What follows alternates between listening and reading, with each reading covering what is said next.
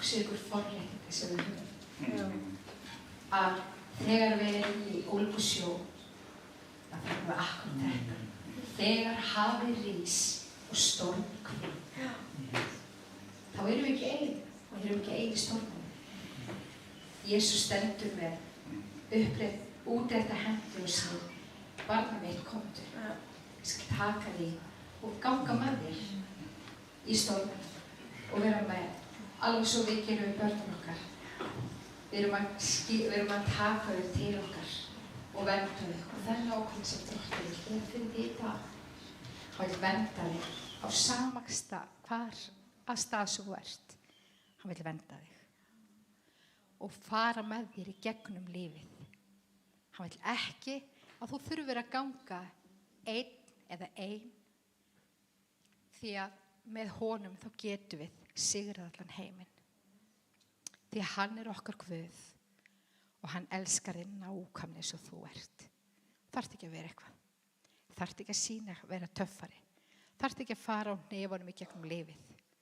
Þú þarft bara að leyfa Jesú að umvefja þig og ganga með þér í gegnum storminn.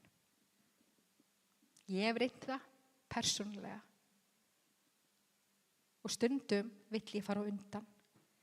Það svo gott að Guð pikkar og segja, hei, ekki það svo langt, ég ætla að fá að vera með þér, sem að gangi í takt. Og stundum bara heldur hann á mér og lappar með mér, alveg svo við höldum á börnunum okkar. Þegar þau eru þreytt í göngunni, þegar við erum í göngutúr, þá tökum við í fangið. Amen. Rón bóta, ekki svo vel.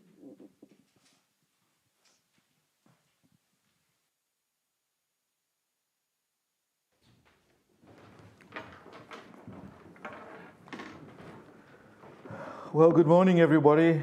Góðan daginn öllsömmul. It's so wonderful to be with you today. Það svo yndislegt og dásanlegt að fá að vera með ykkur hér í dag. I should actually say good morning, family, because you really are family to me. Ég ætti raun að vera að segja góðan daginn, kæra fjölskylda, því að þið eru í raun bara eins og fjölskylda mín. And I always enjoy coming to Keflavik to worship with you. Það gleður mig alltaf að koma hingað til Keflavíkur og lofa Guð með ykkur. Surely the presence of the Lord is in this place. Amen. Vissulega nærvera Drottins hér á þessum stað.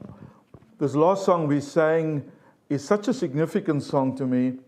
Síðasti söngurinn sem við sungum, hann hefur mikla merkingu fyrir mig persónulega. You know, it's important to know who you are in the Lord. Það svo mikilvægt að vita hver þú ert í Drottni. So that when thunders roar and there's a storm in front of you, Þegar þrumurnar gnýja og stormurinn blasir fyrir fram að þig, you need to know his voice. þá þarftu að þekkja raustu hans. And you need to be able to depend upon him with everything you have. Og þú þarft að geta reitt þig á hann með öllu því sem að í þér býr. To see you through that storm. Að þú farir í gegnum, að hann sjái leið fyrir þig í gegnum storm. You know, this week, Þessi vika, my wife and I thought þá að ég og kona mín voru að hugsa that we were going to lose our eldest daughter.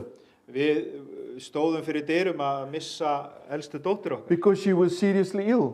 Já, hún var virkilega veik. She doesn't live in Iceland, she lives in India. Hún býr ekki á Íslandi, hún býr á Indlandi. And she had she was diagnosed, me rather say, with a blood disease. Og hún var greind með blóðsjúkdóm.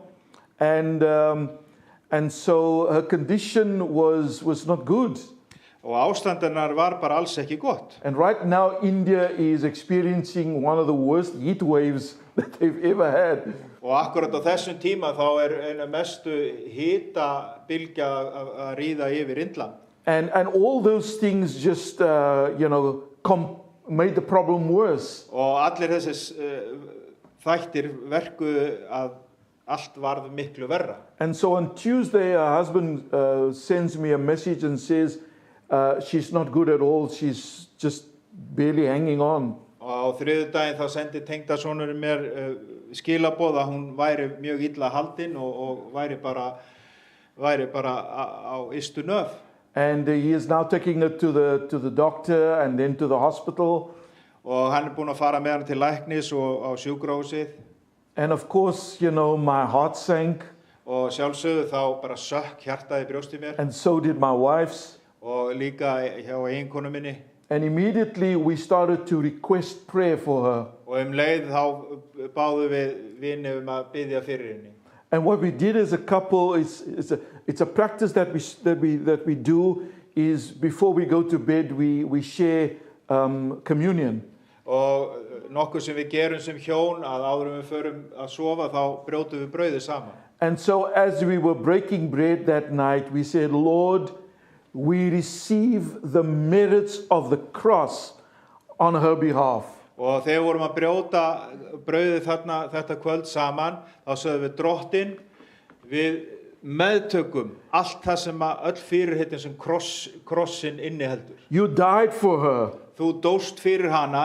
And you died for her healing. Og þú dóst fyrir hana og þú dóst fyrir lækningu. There's two things we need to understand. Það eru tveir hlutir sem við verðum að skilja. Salvation and healing goes together. Að hjálpræði og lækning fer hönd í hönd. The Bible says, who forgives your sins and heals your diseases. Biblían segir sá sem fyrirgefur syndirnar og læknar sjúkdóma. You know, I come from a tradition that says, yes, you're saved, but if God wills, maybe he will heal you. Ég kem úr bakgrunni þar sem að tíðkaðist að segja, já, þú eignast hjálpræði og ef það er Guðs vilji, þá kannski læknast. My Bible says he not only saves me, but he heals me. En Biblían segir skýrt og skorinort að hann bara ekki veitir hjálpræði, hann læknar þig líka. I'm not prepared, I'm not ready to receive only half of my salvation. Ég bara ekki tilbúin að meðtaka bara helmingin af hjálpræðinu. I want everything. Ég vil fá allan pakkan. And I want everything for my family. Og ég vil fá allt fyrir fjölskyldu mína líka. And so we began to pray with that in mind. Og við báðum með þetta sterkt í huga. And by Wednesday morning she was sick, she had to go to hospital. Og á miðvikudagsmorgunin þá þurfti hún að fara á sjúkrahúsið. And I don't know what happened there. Og ég veit ekkert hvað gerðist þar. Because suddenly things started to turn around in her life. Því að skyndilega þá fór allt að snúa við til betri vegar. That absolutely amazed those Hindu doctors. Og indversku læknarnir voru bara furðu lostnir. Because of the power of God that is upon her. Af því að fyrir kraft Guð sem yfir lífi hennar. God turned the whole situation around. Guð hann umsneri öllum kringumstæðunum. And now she's on the road to recovery. Og nú hún á bataleið. All the blood works have shown a sharp increase and to, you know, for the good. Alla blóðpröfurnar og rannsóknirnar sýna öll batamerki. So we thank God that he is a miracle working God. Og við erum þakklátt fyrir að við eigum kraftaverka Guð sem and no matter what you go through, no matter what storm you go through, það skiptir ekki máli hvaða storm þú ert að glíma við. you need to understand Þú verður að skilja. that not only is God able to calm the storm, Guð ekki bara megnuður að lægja stormin, but he's able to change you. og hann megnuður að breyta He's þér. able to change those that are around us Og megnuður að umbreyta öllum sem í kringu þig. for his glory and his honor. Fyrir sína dýrð og sinn heiður. Healing and salvation is your right as a Christian. Hjálpræði og lækning réttur þinn sem kristinn einstaklingur. God wants you to have both. Guð vill að þú eignist hvort tveggja. That's not my message. I just wanted to encourage you. Þetta ekki predikunum mín, ég vildi bara upp. Turn in your Bibles to 2 Kings chapter 22. Flettið með mér í Biblíunni á önnur konungabók, 20. og annar kapli. And I want to read from verse 14. Frá versi 14. I want to talk about a woman that I've never heard being preached about before. Mér langar að segja ykkur frá konu sem að ég hef ekki predikað áður. She is an Icelandic woman. Þetta íslensk kona. I want to gossip about her a little bit this morning. Ég ætla aðeins að slúðra hana þennan morguninn. And you'll immediately, I hope the Icelandic word is the same, so you'll immediately know who I'm talking about. Ég vona að íslenska þýðingin segi það sama og svenska. Maybe one of your names is Hulda. Svo þið vitið hvað ég að tala það Hulda. Okay, and I want to talk a little bit about Hulda this morning. Ég ætla að tala Huldu. Yeah. Hulda. Hulda. Hulda. Hulda. Not Hulda. Okay, doesn't matter. I've been here 13 years. Ég er búin að vera í and I still can't get it right. Ég næði þessu ekki ennþá.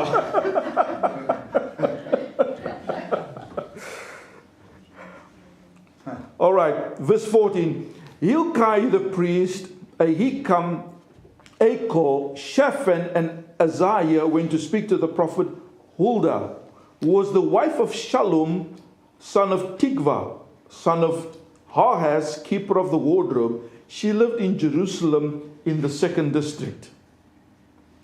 Þá fóru þeir Hilkía prestur, Ahikam, Akbor, Safan, Asaja, til Huldu spákonu, konu Salums, Tikvasonar, Harasonar, klæðageimis, bjó hún í Jerúsalem í öðru borgarhverfi og töluðu þeir við hana. Some of these Hebrew words are just a challenge to pronounce something. Það er oft áskorun að bera framburðun á hebreskum orðum. Verse 15, she said to them, this is what the Lord, the God of Israel says, tell the man who sent you to me. 15. vers, hún mælti við þá, svo segir drottin, Guð Ísraels, segið manninum sendiðu til mín, svo segir drottin. This is what the Lord says, I'm going to bring disaster on the place and its people according to everything written in the book the king of Judah has read. Svo segir drottin, sjá, ég leiði ógæfi yfir þennan stað og íbúa hans, allar ógnanir, bókar þessarar, Júdakonungur hefur lesið. Because they have forsaken me and burnt incense to other gods and provoked me to anger by all the idols their hands have made, my anger will burn against this place and will not be quenched. Fyrir því að þeir hafa yfirgefið mig og fært öðrum guðum reykilsisfórnir og engt mig til reiði með öllum handaverkum sínum og heift mín skal upptendrast gegn þessum stað og eigi slokkna. Tell the king of Judah who sent you to inquire of the Lord, this is what the Lord, the God of Israel says concerning the words you heard. En segið svo Júdakonungi, þeim sendiður til þess að ganga til frétta við drottin, svo segir drottin Guð Ísraels. Because your heart was responsive and was humbled, and you humbled yourself before the Lord when you heard what I have spoken against this place and its people, that they would become accursed and laid waste, and because you tore your robes and wept in my presence, I have heard you, declares the Lord. Af því að hjarta þitt hefur komist við og þú auðmýktir þig fyrir drottni, þú heyrðir hvað ég hafði talað gegn þessum stað og íbúum hans, að þeir skyldu verða undrunarefni og formálingar, og af því að þú reifst klæði þín og grést frammi fyrir mér, þá hef ég og bænheyrt þig, segir drottin. Therefore I will gather you to your fathers, and you will be buried in peace. Your eyes will not see all the disaster I am going to bring on this place. So they took her answer to the king. Fyrir því vil ég láta þig safnast til feðra þinna, og þú meir komast með friði í gröf þína, og augu þín þurfi ekki að horfa upp á alla þá ógæfu, ég leiði yfir þennan stað, fluttu þeir konungi svarið. Amen. Now, King Josiah became king when he was 8 years old. Jósía varð konungur þegar hann var 8 ára gamall. And the Bible says that he was king for in the 18th year of his reign. Hann varð konungur á 18. ári í Ísrael. He decided that it is now time to bring reforms in Israel. Og hann tók þá ákvörðun að nú væri tími að færa inn siðbót til Ísrael. The nation was in a very bad state. Og þjóðin hún var bara í slæmu ástandi. Especially the temple of the Lord. Sérstaklega musteri drottins. The temple of the Lord was in a, we call it a shambles. Musteri drottins var bara svona í niðurníslu. All the sacred objects of worship were removed and idols were put in their place. Öll helgu áhöldin sem voru notuð til tilbeðslu og lofgjörðar, þeim var skipt út fyrir sem sagt skurðgoð. The Torah or the book of the law had disappeared. Tóra eða orð drottins, Mósebækurnar voru bara fjarlæðar. Which means that they were not even considering the word of God anymore. Og þeir voru sem sagt ekkert að velta fyrir sér orði drottins lengur. So Josiah becomes king and he decides that now he's going to pull things back together the way it's supposed to be. Jósúa, þegar hann orðinn konungur, þá ákveður hann að draga hlutina svolítið saman og fara og hefja þessa siðbót. And so they started to do some work on the temple. Og þeir byrjuðu að svona viðgerðir á musturinu sjálfu. And while they were clearing out all of the foreign gods and idols, og meðan þeir voru að hreinsa mustrið af öllum þessum útlendu skurðgoðum, they come across a book. Og þá rekast þeir á bók.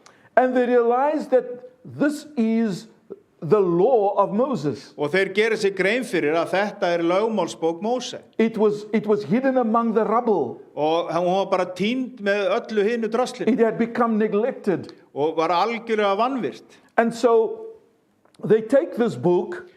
Og þeir taka bókina. And they take it to King Josiah. Og fara með hana til Jósía konungs. And when Josiah began to read what was written in this book, og þegar Jósía byrjaði að lesa það sem stóð í ritningunni, he began to realize just how far they had drifted from the word of the Lord. Og þá áttaði hann sig á því hversu fjarri þau höfðu horfið frá orði drottins. And the Bible says shame and sorrow came over him and he tore his clothes. Og ritningin greinir frá því að bara skömm og sorg fyllti hjartans og hann reif klæði sín af sorg. He said to them, now you go and seek the Lord and hear what the Lord is saying about all of this. Og hann segir við hina að leita drottins og heyra hvað drottin hefur að segja þetta. Now, there were two guys, Hilkiah the high priest and Shallum who was the scribe. Það var Hilkía og Shamól sem var ritarinn.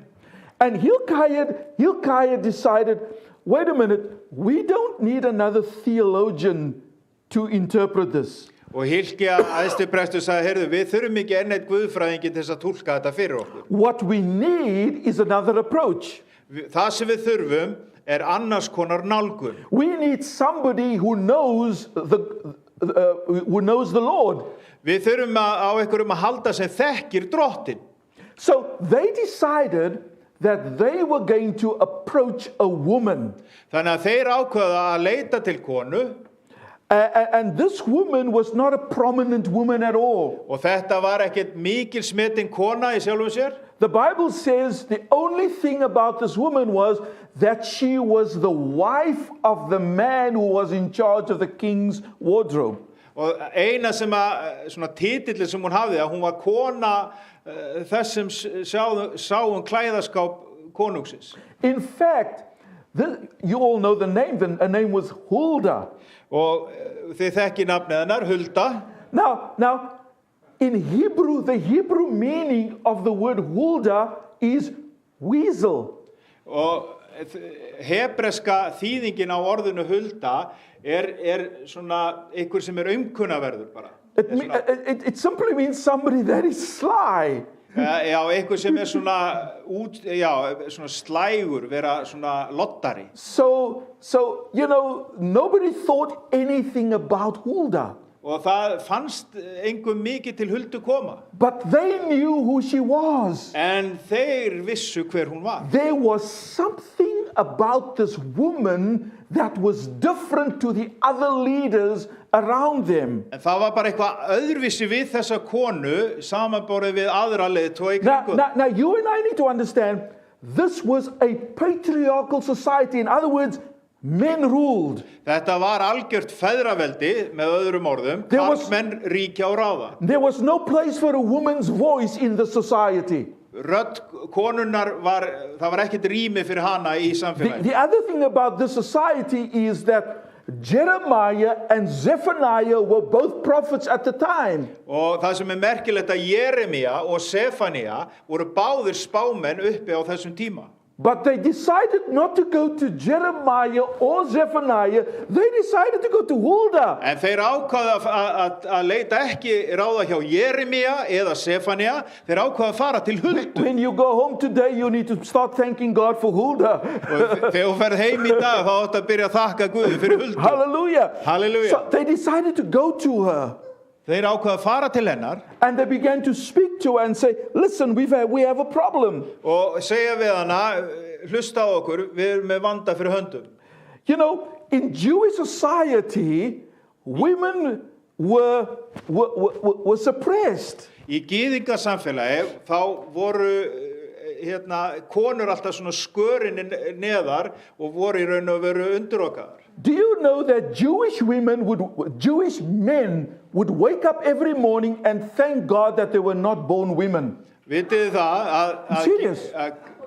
að karlmenn í gyðingasamfélagi, þegar þeir vöknuðu á mótnana, þá þökkuðu þeir Guði fyrir að hafa ekki fæðst sem kona. Did you know that women were not allowed to study the Torah? Only men were allowed to study the Torah. Konum var ekki leyfilegt að rannsaka ritningarna. That was then. That was in those days. Not now, in those days. Þetta var í þá daga. Women were, one rabbi wrote this. Það var einn rabbi sem að skrifaði þetta. He said it would be better that the Torah be burnt than spoken from the lips of a woman. Það væri betra að brenna lögmál drottins heldur en að leyfa konu að flytja hvað það innihéldi. That was the society that Huldah operated in. Þetta var samfélagsandinn sem að Hulda bjó við. And yet God looked upon this woman with so much favor. En samt þá var ásjón af Guð sem leit til Huldu með slíkri velsemi. It was hard being a woman in those days. Það var erfitt að vera kvenmaður á þessum tíma. And so up till now, even though she was a prophetess, she had not said anything significant to the nation. Jafnvel þótt hún væri spákona, þá hafði hún ekki talað neitt fram af munni drottins sem var eitthvað vægi fyrir þjóðina. All this woman did was she supported the job of a husband. Eina sem hún gerði var að standa við baki á mannin sínum og vinnuna hans. And I guess all she did was work with the king's clothing, repairing and cleaning and straightening, whatever they did in those days. Hvað sem þeir aðhöfðust með að vera þessi klæðageimar eða annars þessi klæði að strauja eða þrífa eða sauma í eða hvað sem það innihélt. So my question is, why go to Huldah? Því að þá rís þessi spurning upp, af hverju að fara til Huldu? When they had Jeremiah, they had Zephaniah, they had the high priest. Þeir höfðu Jeremía, Sefania og æðstu prestana. Why go to Huldah? Af hverju að fara til Huldu? And that's what I want to talk to us about today. Og það þetta sem ég vil leggja áherslu á og tala hér í dag. The things that ought to set us apart from everybody else. Það sem ætti að aðgreina okkur frá öllum öðrum. You and I bump shoulders with all kinds of people every day. Við nuddum axlir við alls kyns fólk í okkar daglega lífi í dag. We come into contact with people who think differently to us. Við skörumst við fólk daglega sem að hugsa öðruvísi.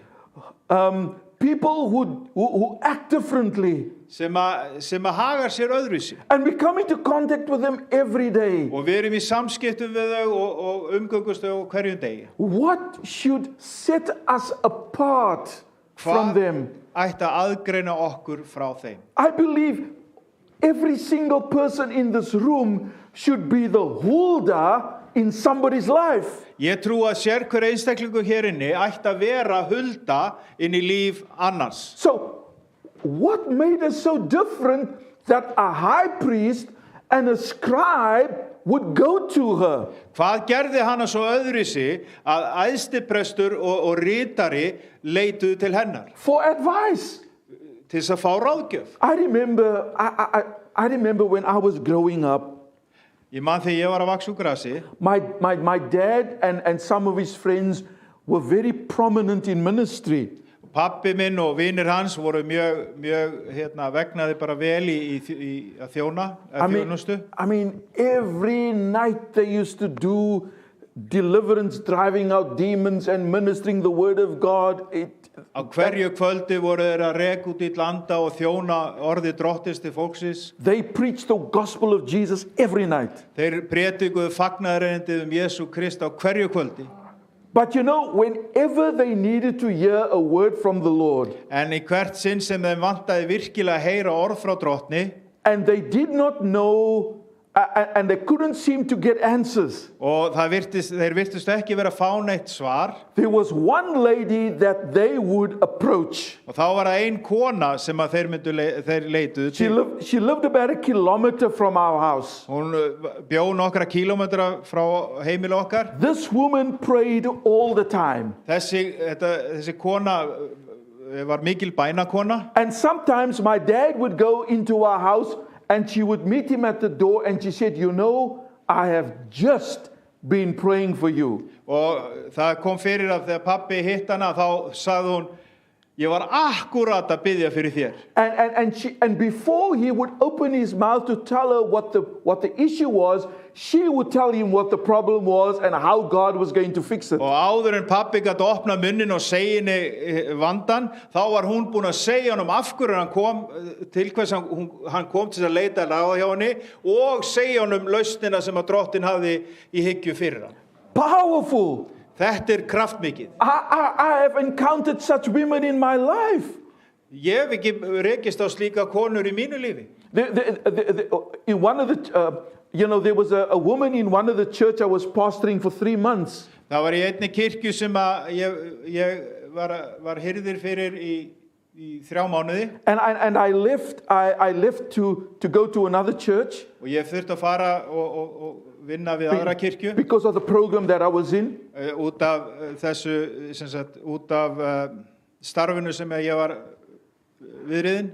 And about 7 years later, 7 árum síðar, my wife and I are preparing ourselves to go on a ministry trip somewhere. Og þá kona mín og ég að undirbúa okkur að fara í trúboðsferð. And there was a knock at the door. Og það bankað á dyrnar. And this lady stands in front of me. Og þessi kona stendur beint fyrir fram mig. And I know who she is. Ég veit hver hún And she was from this church that I was in for that 3 months. Og hún var frá þessari kirkju þar sem ég var að þjóna í 3 mánuði. And this is what she said to me. Og þetta það sem hún sagði við mig. She said to me, I was busy doing the laundry. Ég var upptekinn við að þvo þvottinn. And while I was doing the laundry, og þegar ég var við þvottinn, the Lord said to me, go and pray for Pastor Ron and his wife.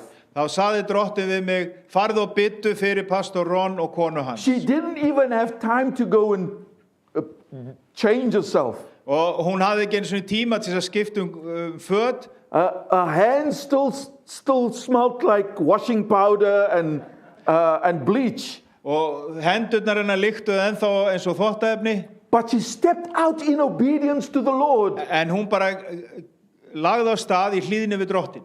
And she ministered to us. Og hún þjónaði til okkar. And she released a word into our lives that changed us. Og hún leysti út orð frá drottni sem að gjörsamlega umbreytti líf okkar. You see, God wants every single one of us Guð vill hvert og eitt okkar to walk in that kind of power with him. Að framganga í slíkum krafti með honum. What made her different? What made Hulda different? Hvað gerði Huldu frábreytnari öðrum? Firstly, she knew and she practiced the presence of the Lord. Hún þekkti og hún gekk fram í nærveru drottins.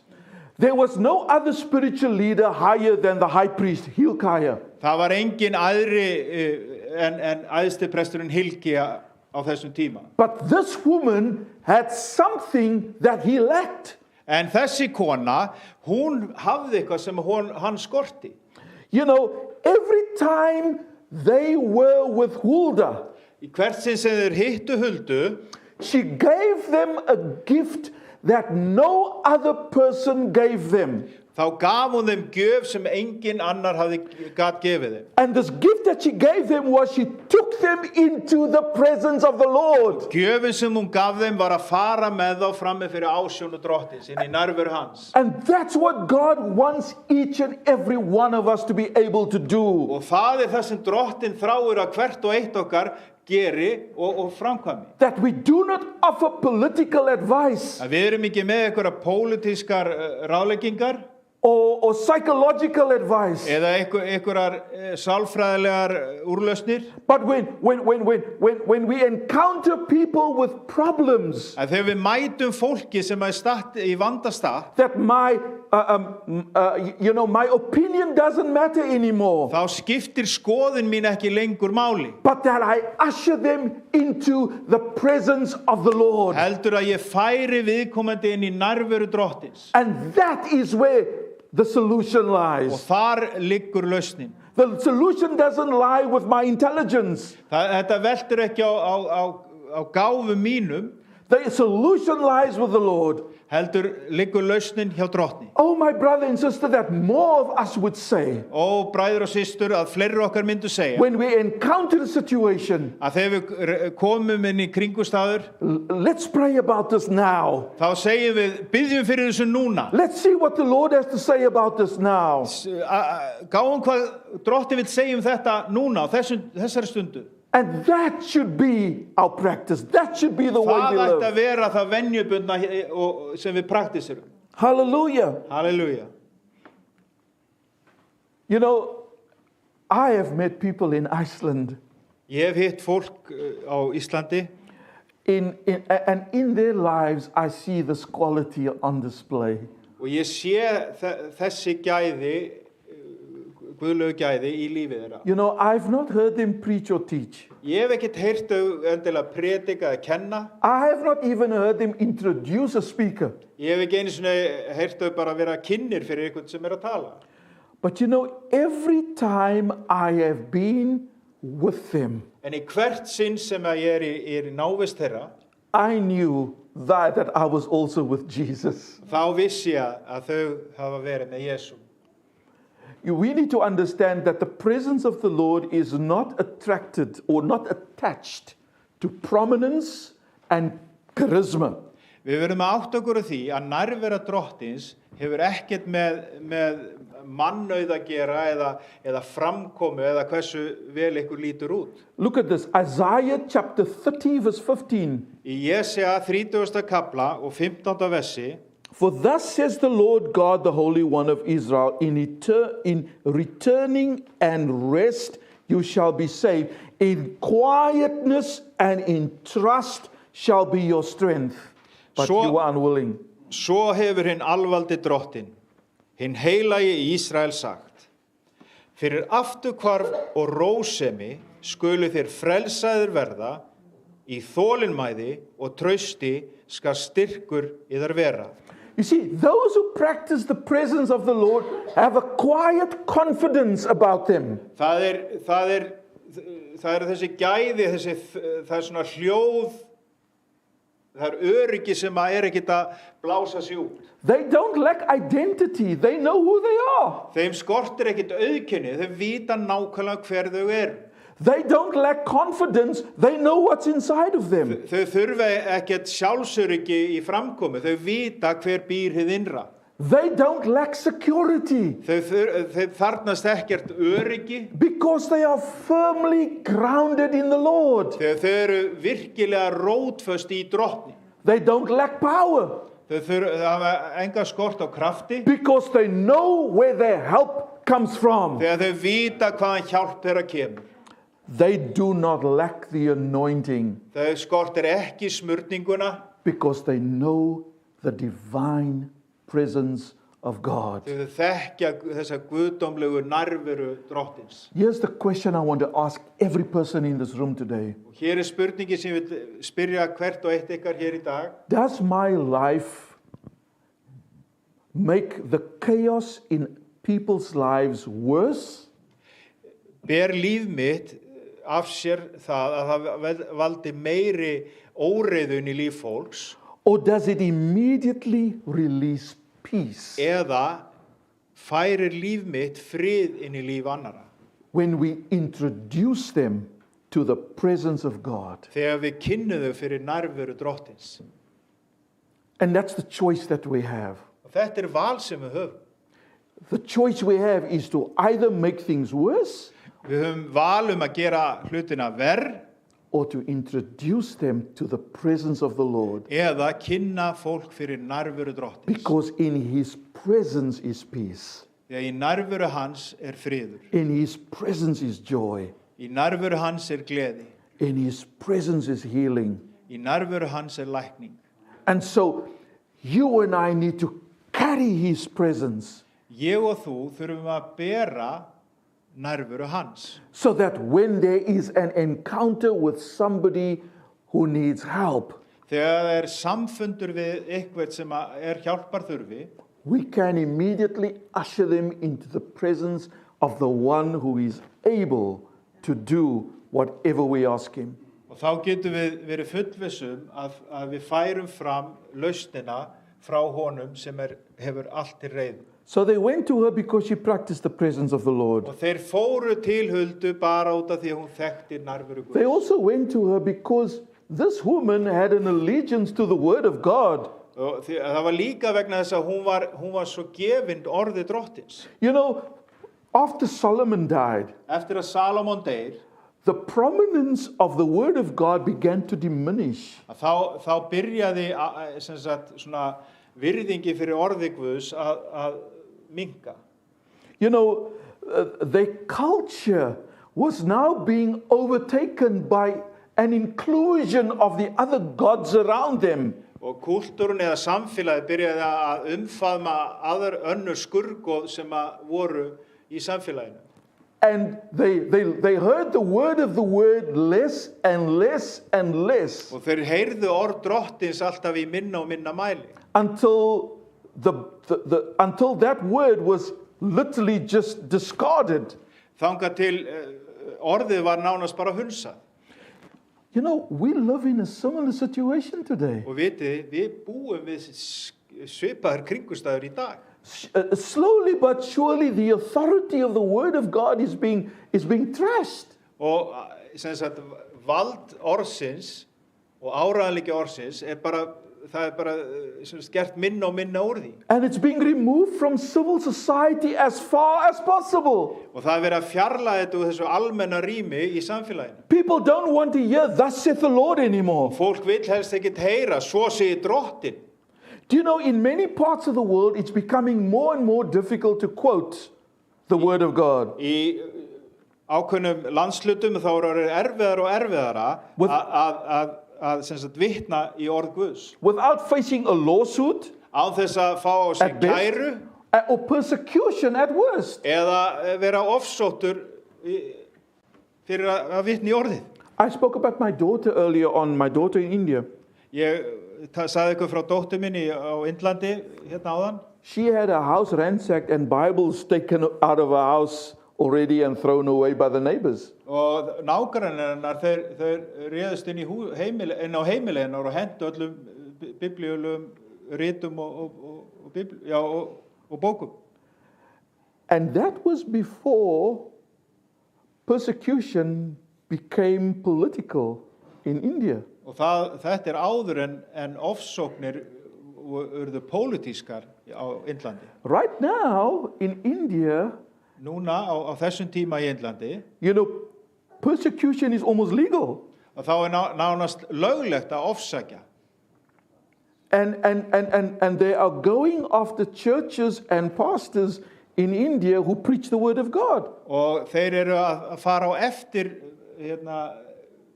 pastorum og þjónum Guðs sem að prédika orð Guðs. And it's all about getting people saved. Og þetta fjallar allt að koma hjálpræðinu til fólks. If somebody changes from Hinduism to Christianity, then persecution is rife. Ef einhver breytir frá hindúatrú yfir í kristni, þá ofsókn lögmætt. Now that's just India. Þetta bara á Indlandi. You know, there are so many other different nations around the world where the word of God is not considered anymore. Og það eru svo margar þjóðir í dag sem er ekkert að veita orði Guðs virðingu í dag. And so it was in this atmosphere Og þetta var sem sagt andrýmið sem var á þessum tíma that God chose to bring out his secret weapon. og það var á þessum tíma sem að Guð ákvaða að koma fram með leynivopnið I sitt. want you to understand, I want you to notice this. Ég vil að þið taki eftir þessu. This is the only time we hear about Huldah. Þetta er í eina skipti í ritningunni sem við heyrum Huldu. It was like God had been preparing her all her life Það er eins og Guð hafi verið búin að undirbúa hana allt hennar líf to use her once. að nota hana í eitt sinn. Think about that. Hugsið þetta. God had been preparing her all her life just to use her one time. Guð var búin að undirbúa hana allt hennar líf til þess að nota hana í þetta eina skipti. And you know, I believe that's how you and I need to be living our lives. Ég trú að við þurfum jafnvel að lífa lífum okkar á þennan hátt. Like this is going to be the only time or the only opportunity I have to say something about God. Við þurfum að hugsa þetta svona, þetta er kannski eina skiptið, eina tækifærið sem ég hef til þess að tala drottin. Live every day as if that is the last day you'll ever get to say something about the Word of God. Að þið lifið hver dag þannig að þetta er eina tækifærið sem hún hefur til þess að vitna orð drottins. And so they consulted her because her life revealed a fierce commitment to the Word of God. Þeir fóru og leituðu ráða hjá henni því að líf hennar einkenndist af hversu gefin hún var orði Guðs. And while the rest of of society had become intermingled, their lives had become intermingled with the religions around them. Og líf þeirra var orðið svo samofið og samtvinnað öllum öðrum trúarbrögðum í kringu það. She lived her life in accordance with the law of Moses. En hún lifði lífi sínu samkvæmt lögmáli Móse. So that when they presented the situation to her, Að þegar þeir báru fram fyrir hana vandamálið, she immediately was able to discern að þá leið gat hún greint what the problem was. hver vandinn var. We need more people in this nation that would align themselves with the Word of God. Við þurfum fleira fólk í þessari þjóð sem að setur sig í takt við orð Guðs. Men and women in this nation that in whose lives the Bible would once again become number one. Að það sem að Biblían verður númer 1 í lífum fólks. Men and women who would have such a hunger for God and His Word. Fólk sem að svo hungrað fyrir orði drottins. If I should ask us here today, what is God speaking to you about in His Word right now? Ef ég ætti að spyrja ykkur í dag, hvað Guð að tala til ykkar úr orði sínu í dag? I mean, what answers will I get from us? Hvaða svör fengi ég? And so this woman was committed to the Word of God. Þessi kona, hún var algjörlega gefin í samfélaginu orði drottins. And then the third thing I want to say is, Og í þriðja lagi vil ég segja, why they went to her, because this woman confidently knew the voice of God. að því að þessi kona, hún vissi með fullvissu og þekkti röstu drottins. Now listen, there were many voices around her. Áttu ykkur á, það voru margar raddir í kringum hana. Jeremiah, Zephaniah, Hilkiah, Jeremia, Sefania, Hilkia, Josiah, the king. Jósia, konungur. There were prominent voices around her. Þetta voru mikilsmetnar raddir í kringum hana. The voice of her husband, she was just a woman. Og rödd eiginmannsina, hún var bara kona. And so there were many voices around her. Það voru margar raddir í kringum hana. She was listening to many voices every single day of her life. Og hún var að hlusta á margar raddir í gegnum daginn og í gegnum lífið. But she knew one voice. En hún þekkti eina rödd. And this voice was different than any other voice. Þessi rödd var allt öðru sem heldur en nokkur önnur rödd. And this was the voice of the Lord. Þetta var rödd drottins. She knew when he spoke. Hún vissi hvenar hann talaði. She knew what he sounded like. Hún vissi hvernig hann hljómaði. And she knew how to respond to his Og hún voice. vissi hvernig hann átti að bregðast við þegar hann talaði. And so she disregarded the other voices around her. Þannig að hún útilokaði bara allar aðrar raddir. They became less important to her than the voice of God. Og þær höfðu minna vægi heldur en rödd drottins í lífinar. In fact, in verse 15, she tells Hilkiah, she says, tell the man who sent you to me. Og í versi 15 að þá segir hún við Hilkja, In other words- segið manninu sem sendi ykkur, She didn't even regard him as the king. She just said, tell the man who sent you to me. This is what the Lord says. og hún var ekki einu svona að gefa hún konungstitil, hún sagði bara, segið manninu sem sendi ykkur.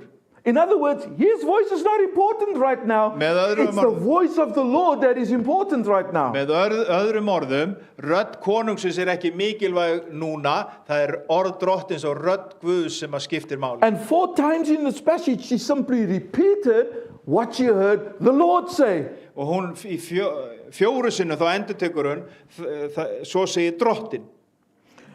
The fact that she spoke so confidently Og hvernig hún talaði á þessari fullvissu is a testament to the fact that she was daily in communion with the Lord. sönnunum fyrir því að hún var í daglegum samskiptum og átti í daglegt samfélag við drottin. Oh, my brother and sister, we, the Church of God and society at best, needs people whose words are few. Og samfélag okkar þarf fólk sem kannski talar ekki mikið, But people who know a deep relationship with the Lord. heldur fólk sem þekkir þetta djúpa samfélag við drottin. So that the only time they speak, Að þegar þetta fólk talar, it would be words that come out of that relationship that they have with Jesus. það eru orð sem koma út úr þessu samfélagi við drottin. And that is what our society needs right now. Það þetta sem að samfélagið okkar hefur þörf á í dag. Here was a woman who knew the voice of God. She knew what he sounded like. Hér var kona sem þekkti orð drottins og vissi hljómfallið af rödd hans. Now here's a very sobering verse. Og hér mjög athyglisvert og athyglisvert vers John chapter 8 and verse 47. í Jóhannes 8 og 47. vers.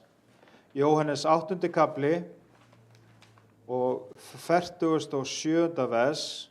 47, it says, whoever belongs to God hears what God says.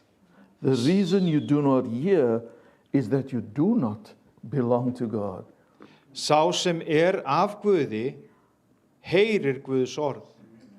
Þið heyrið ekki vegna þess að þér eruð ekki af Guði. That's a very sobering verse. Og þetta mjög hvassirt og vekur mann upp. And so you and I need to know the prominence of the voice of God in our lives. Þannig að við þurfum að þekkja þetta mikilvægi, að þekkja hljómfallið af röddu drottins í lífum okkar. We need to know what he sounds like. Við þurfum að vita hvernig hann hljómar.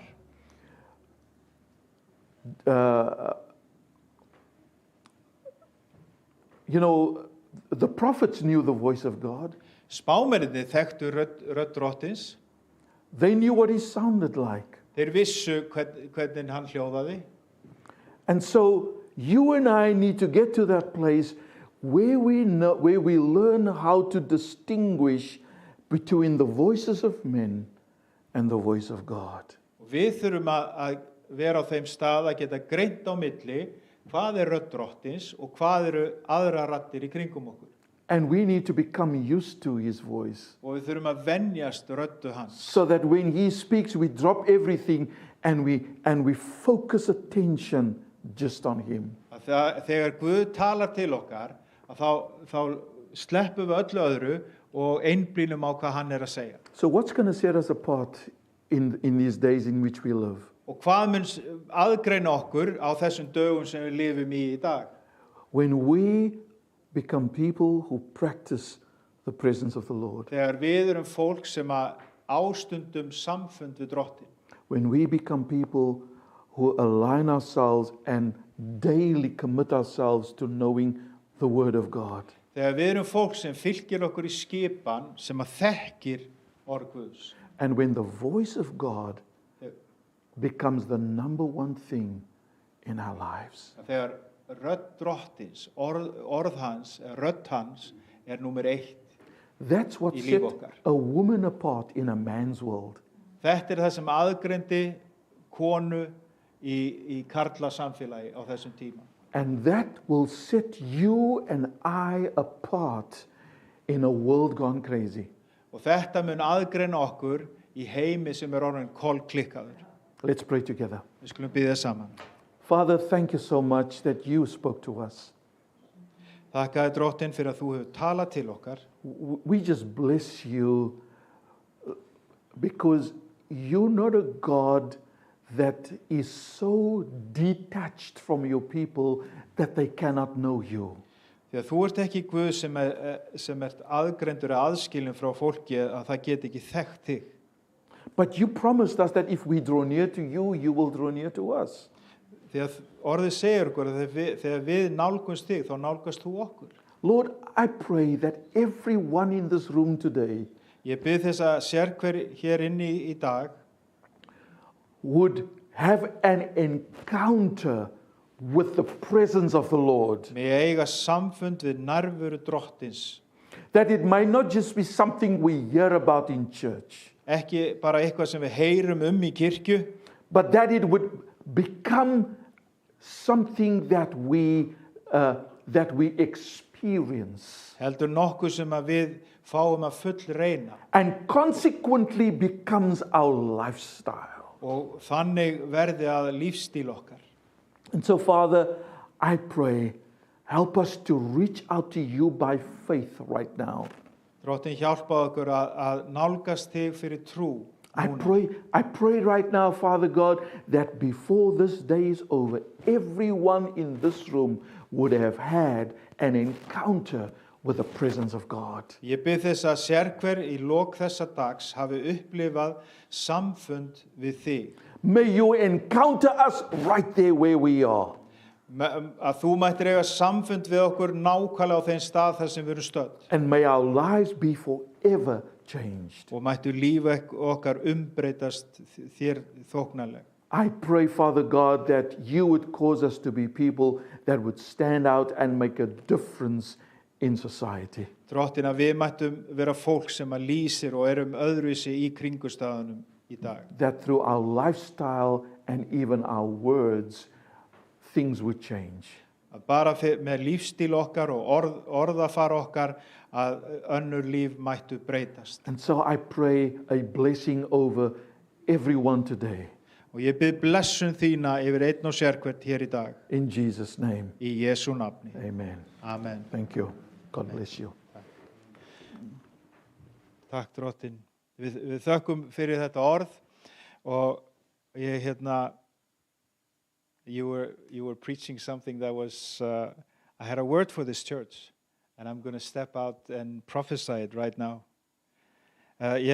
Það sem hann var að predika, ég finn bara andi drottins að leggja mér í hjarta að það spátansord sem að Guð gaf mér fyrir svona viku síðan og það á hlutdeild fyrir þennan söfnuð. Og spátansord virkar þannig að við þurfum að tala það út. Og við tölum það út og við tölum það út í andrúmið. We prophesy because it has to do with the spiritual atmosphere, our hearts and also the spiritual atmosphere. And this word is found in Jeremiah 9. Þetta orðir í Jeremíu 9 og þá segir hann í 20. versi: Já, heyrið þér konur, orð drottins, og eyraðir nemi orð hans munns, kennið dætrum yðar harmljóð, hver annari sorgarkvæði, Og hann ég heyri drottinn, hann segir, vekið upp kunnáttu konurnar, þið konungsdætur, vaknið á þessum stað, vaknið og gerið ykkur grein fyrir að ég hef talað inn í líf ykkar, ég hef verið að vekja þau á nóttunni, ég hef verið að stugga við þér yfir daginn, ég er að kalla þið til bæna, ég þarf konungsdætur á þessum tíma. Heyrið orð drottins þér konur, heyrið orð drottins. Ég er að vekja ykkur hér í þessu samfélagi að tala út orð drottins á þessum tíma. Svo segir orð drottins í Jesú nafni. Amen. Og við getum lært svo mikið á konum, karlmenn. Það segir að konur eiga að vera auðmjúkar og lítillátar, við getum lært það. En þetta takið við þessu orði sem spádómsorð frá drottni, ef þetta hefur talað í lífið þitt, ég veit þetta talaði til þín, ég sá þig þegar Guð gaf mér þetta, þá sá ég þig. Nú er ég búin að gleyma hvað það heitir. Já, Sólrún, ég var alveg að muna hvað það heit, en ég þetta orð kom til mig, ég sá andlitið, ég sá þig líka, Bekka, og bara gangið bara inn í þetta. Hann talar í þessum kafla líka kunnáttu konur. Og vitið, Biblían þannig að allt Gamla testamentið þannig að þegar Ísraelsmenn voru komnir alveg út í horn, búin að klúðra öllu, þá notaði hann konur. Debóru, Rut, Huldu.